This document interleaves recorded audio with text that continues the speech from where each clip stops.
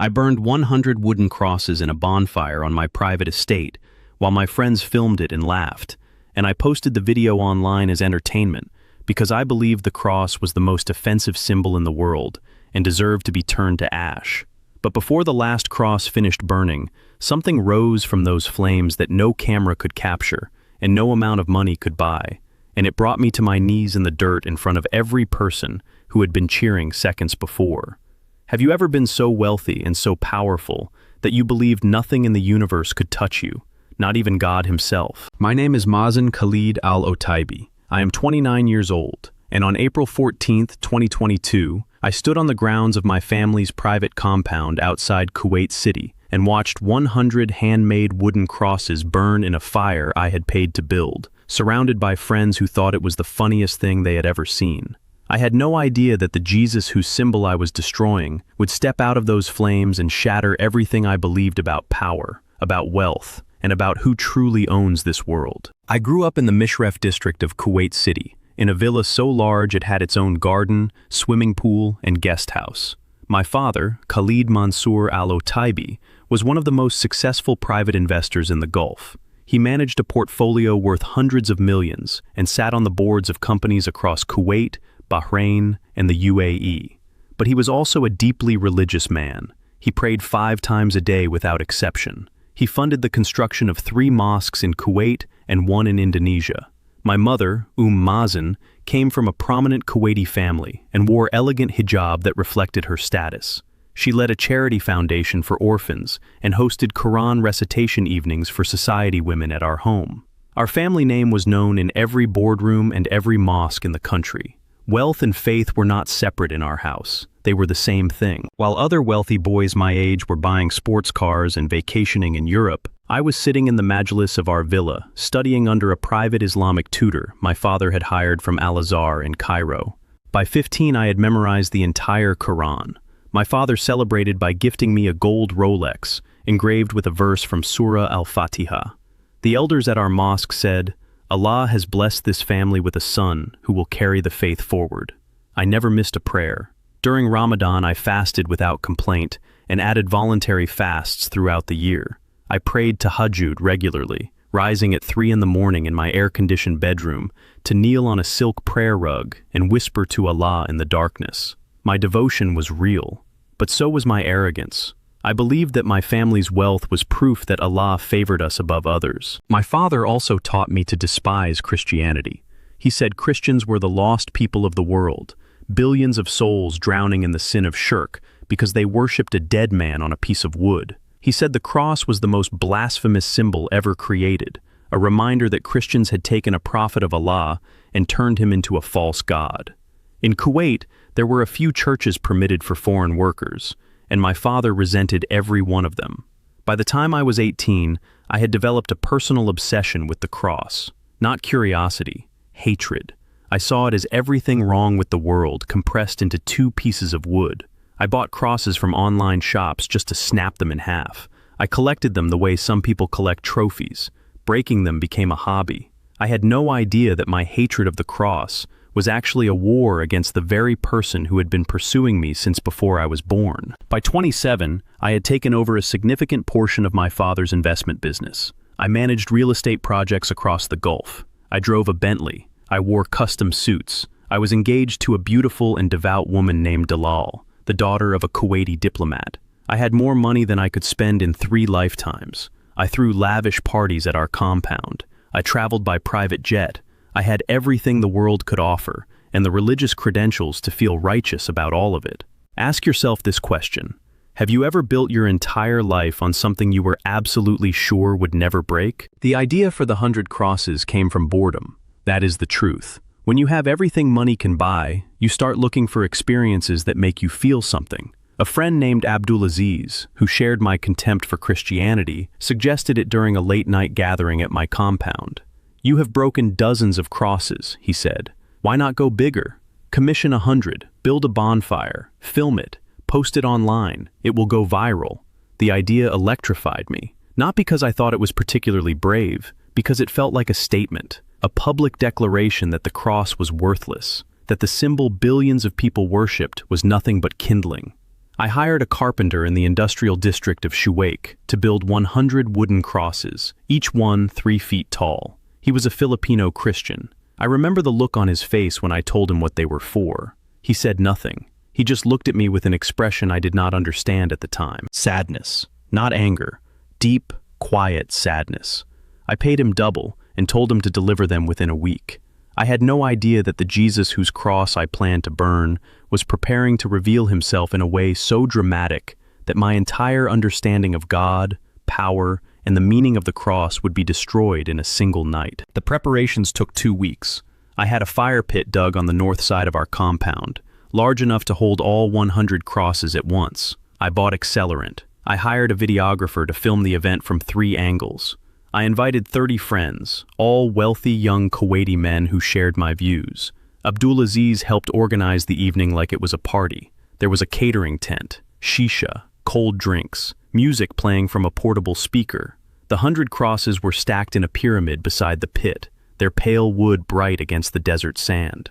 Our plan was simple. I would light the fire, we would watch them burn, the videographer would capture every second, and I would post it online as a statement of Islamic triumph over the cross. I felt completely certain Allah approved. The night before the burning, I prayed tahajjud at 3 in the morning. I pressed my forehead to my silk prayer rug and asked Allah to bless what I was about to do. But as I knelt in the darkness of my bedroom, something happened I could not explain. A weight settled on my chest so heavy I could barely inhale. My heart pounded. My hands trembled against the rug. It felt like someone was standing in the room with me. I opened my eyes and looked around. Nothing. Just shadows and the green glow of my alarm clock. I told myself it was shaitan trying to weaken my resolve. I told myself the pressure was excitement. I barely slept.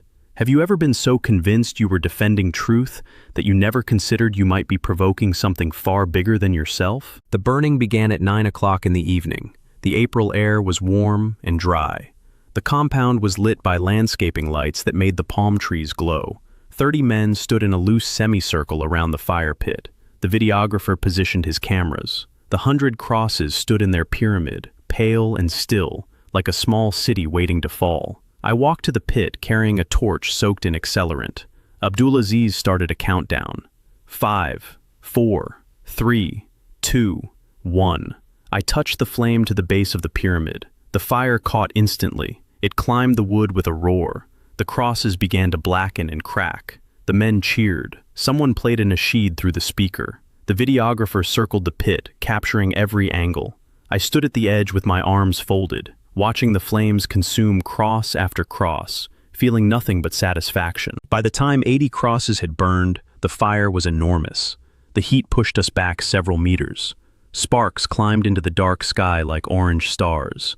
The smell of burning wood filled the compound. I was filming on my phone for my personal social media when I noticed something strange. The last 20 crosses at the center of the pyramid had not caught fire. The flames roared around them, over them, through the gaps between them, but the wood itself was not burning. I thought the accelerant had not reached them. I grabbed a container and stepped toward the pit to pour more. That is when it happened. The moment that changed everything I believed about God. The flames shifted, not from wind. There was no wind. They shifted inward, pulling together like a living thing drawing a breath. The fire contracted into the center of the pit, into the space where those 20 unburned crosses stood. And then the light changed. The orange and red of the fire became gold, pure, radiant, living gold. The heat did not increase. It transformed. It became warmth.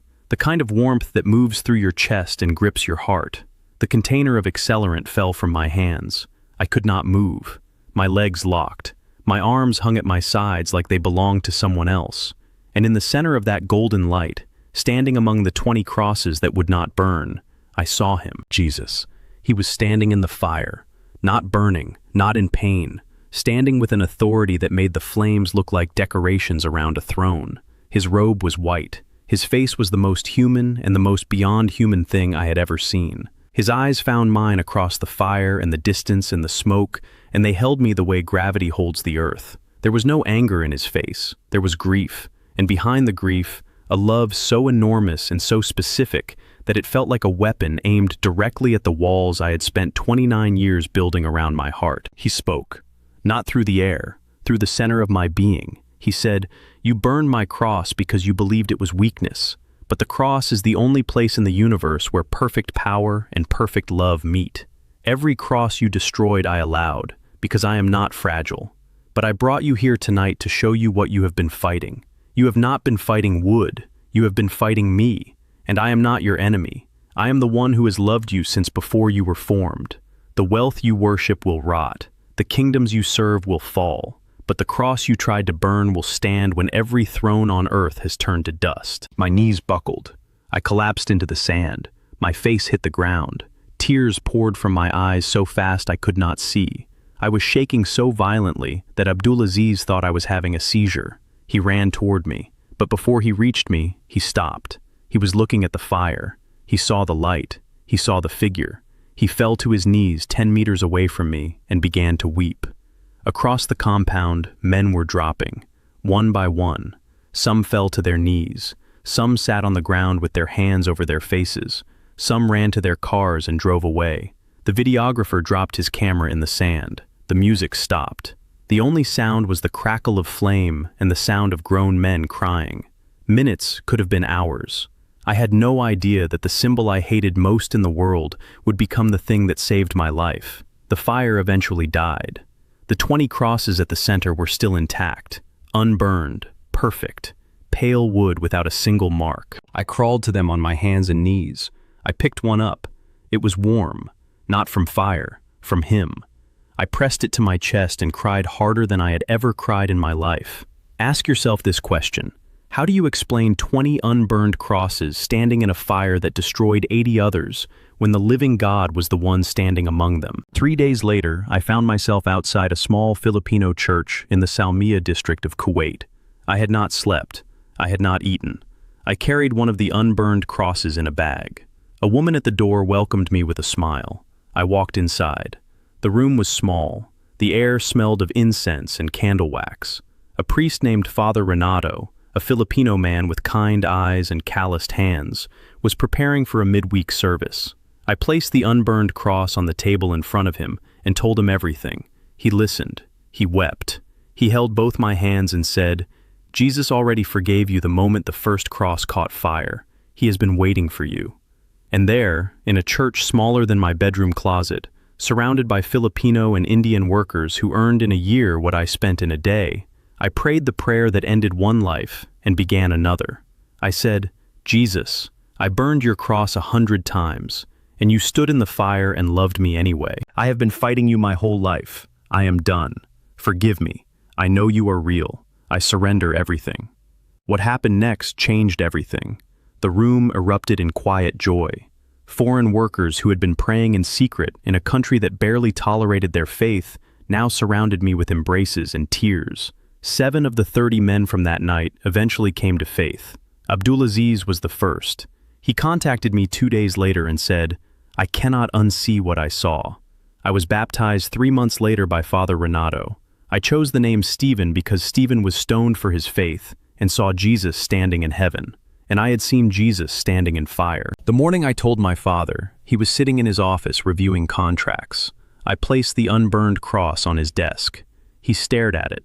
Then he looked at me. His face changed from confusion to disbelief to a rage so cold it froze the air between us. "You are no longer my son," he said. "You are dead to this family. Take your cross and leave my house." My mother called me that evening. She was sobbing. "How could you do this to us? Your father has not spoken since you left. You have destroyed him." She blocked my number the next day. Dalal sent me a text message. It said only, "My father says you are an apostate. Do not contact me again." Within a month, I was removed from the family business. My accounts were frozen. Friends I had known since childhood held a funeral prayer for me at the mosque. I received 12 death threats. I had to leave Kuwait.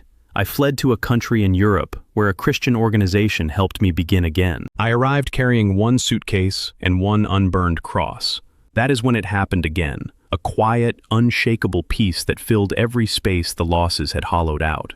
I had lost a fortune, but I gained everything that truly matters: Jesus Christ, forgiveness, a peace no amount of money had ever been able to purchase, and a purpose that burns hotter than any bonfire I ever built. It was in Europe that I met Sophia. She was a Jordanian Christian woman working with a ministry for persecuted believers. She had steady eyes and a faith that did not bend. I told her everything. She held the unburned cross in her hands and wept. We were married 8 months later in a small church ceremony. Father Renato flew from Kuwait to officiate. Abdulaziz and 3 of the other men who came to faith that night stood beside me as groomsmen. Today, I work in ministry, sharing my testimony across Europe and the Middle East through secure channels. Over 90 Muslims have given their lives to Jesus after hearing my story, or seeing photographs of the 20 unburned crosses. I keep one of those crosses on my desk. I touch it every morning before I pray. I returned to Kuwait once, in secret, and drove past the compound at night. The fire pit is still there, filled with sand now. I sat in my car and wept, and thanked the God who met me in a fire I built to destroy him. I still send letters to my parents through an intermediary twice a year. I tell them I love them. I tell them about Sophia and about our daughter, Noor, whose bedtime prayer is, "Jesus, thank you for standing in the fire." No response from my father. But my mother sent a single message last month through a relative. It said, "I found the cross you left on your father's desk. He never threw it away." Ask yourself this question. If the cross you have been running from is the very thing that will save you, how much longer will you keep running? The Arab millionaire who burned 100 crosses for entertainment no longer exists. In his place stands a follower of Jesus Christ who carries an unburned cross every day and would trade every cent he ever had for the treasure he found standing in the flames. If he can transform someone like me, someone who built a bonfire to destroy his symbol and watched him walk out of the fire with nothing but love in his eyes, then he can absolutely transform you, no matter what you have done or where you come from.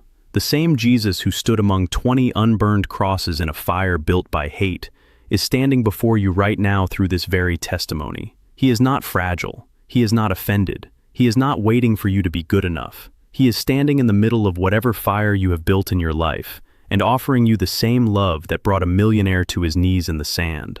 Look inside your own heart right now. Jesus is calling you right now. Will you let him in, or will you keep burning the very thing that was always meant to save you?